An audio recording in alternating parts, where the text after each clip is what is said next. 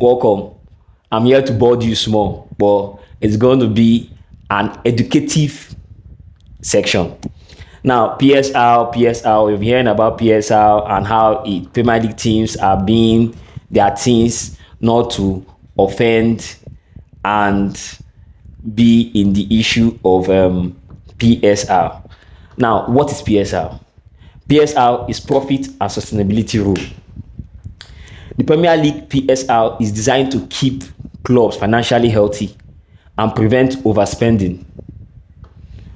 Under current rule, clubs can lose up to 105 million over a rolling 3-year period. So you can lose 35 million this year, 35 million the next year, no problem. By the third year, if you lose another 35 million, that's when issue will now come. Example, Everton. Everton did that. That's why they charged them and they were deducted 10 points. They later reduced it to 6 points. It nearly cost them their league. They nearly got relegated. They were just able to escape it with the deduction and everything. So that is a perfect example of that. Losses above that limit can result to fine. I'm giving you the example: point deduction or over sanction. Money spent on infrastructure, women's football, youth development and community project is exempted. So you can build your stadium, no wahala. You can spend money on youth development, women football, no problem. You will not enter into PSL issue. Clubs are encouraged to sell players for profit or limit wages and transfer fee to stay within this limit. So if money is spent on overpayment of players, Sancho, that's where issue will not come in.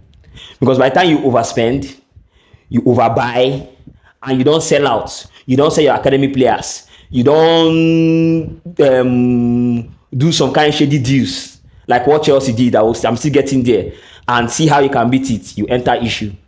You know that a fine is coming for you. It can even cost you your league. If you won the league that season, it can cost you your league. Man City, you see how many count charges they gave them, that kind of thing. So the Premier League, it's their own version of financial fair play. If you look at this rule, you see that this rule is purely for the big teams. They want to see how they can encourage the smaller teams to match up the big teams. Now let us go back. Let us now enter into the class properly. The article that was released by Economic Times about Manchester United Red Football Limited and the battle to stay PSL compliant. It's true that Manchester United has posed losses 5 straight years. It's true. We all know that, which has led to countless job cuts. They have been sacking people left, right, and center. So it has affected the morale of the workers and everybody in the club. We know why. So now, this leads us to the equation. You understand? Are the staff on the account of Manchester United PLC or on Red Football Limited? Man United have 2 running accounts. We have Manchester United PLC or we have Red Football Limited. Which of these accounts are the staff maintenance and welfare coming out from? See the thing. Now, the Red Football Limited is a subsidiary of Manchester United PLC. So Manchester United PLC gave birth to Red Football Limited. You see the thing. So and we were all thinking that Manchester United PLC's account, that has been the account that has been submitted for PSL, which has recorded that much losses.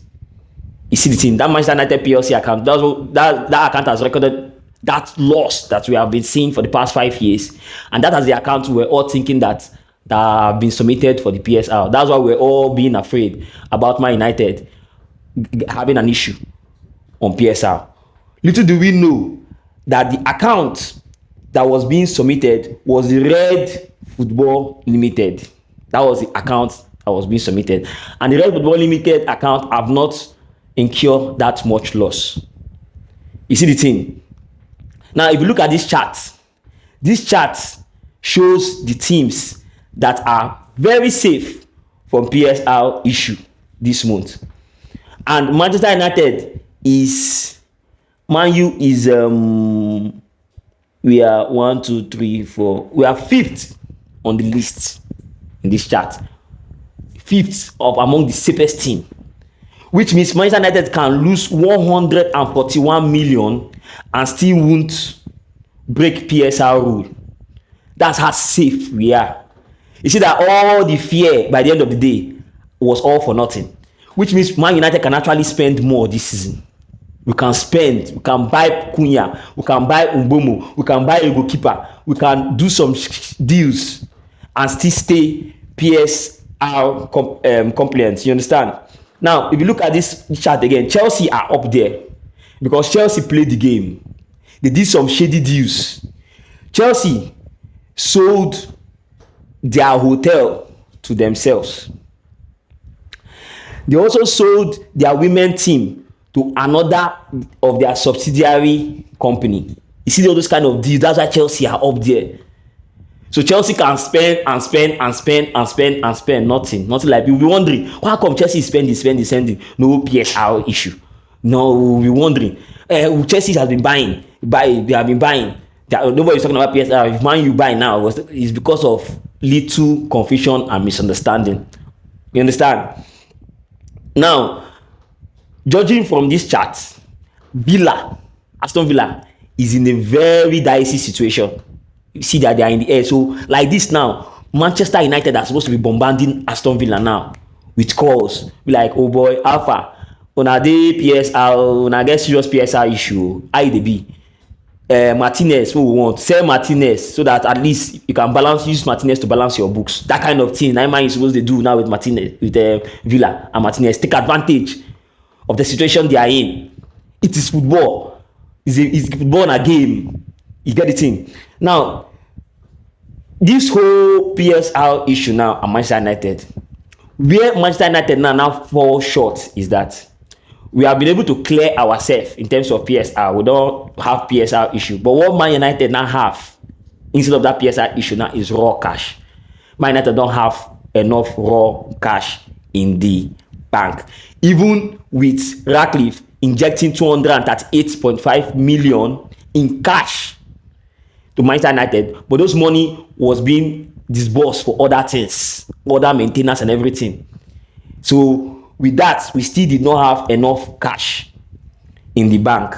So that is why Man United need to sell those players, Sancho, Rashford, Anthony, and the rest. But while we are selling those players, we have to negotiate a deal that will make sure that their buyers will have to pay enough cash upfront.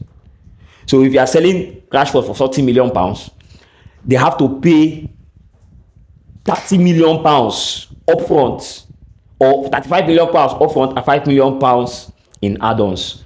So that 35 million pounds upfront cash will go to our bank, add to the existing one we have. You see the thing? And like that, we have to do like that for the rest players. And you understand? So with this, I hope you have understood the whole dicey situation Man U was in terms of, we thought Man U was in terms of PSR and all this whole thing. Thanks for coming around. See you around.